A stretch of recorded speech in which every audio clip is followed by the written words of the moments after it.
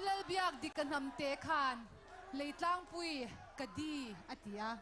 chuan chuan zanin hian leitlang pui kati cheunga kadi min tiang oh leitlang pui hetlapang leitlang pui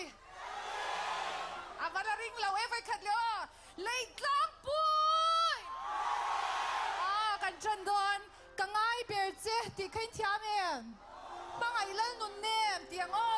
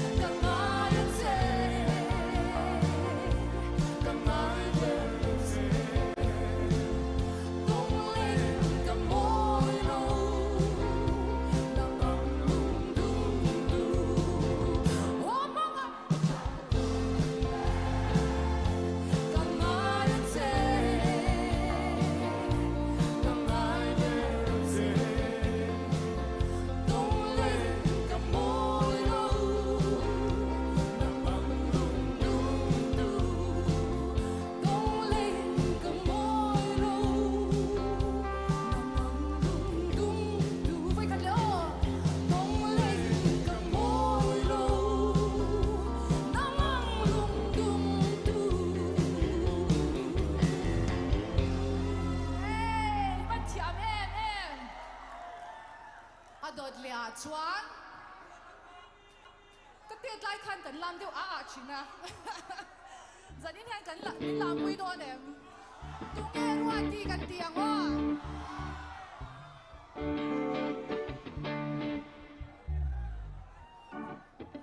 tụi nghe qua đi ngày giông tụi nghe lấy lang pui ngày giông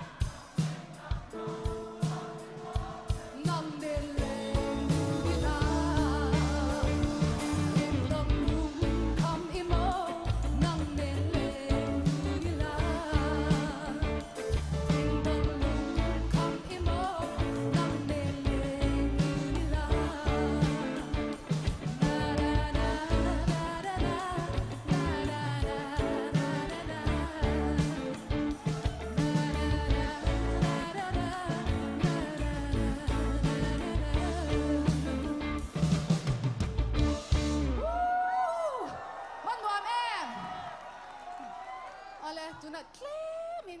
nan cool down de wanga lung ka chir di kha min lang in shae in sha chi dem lung chir de ti po ka nom the za din hian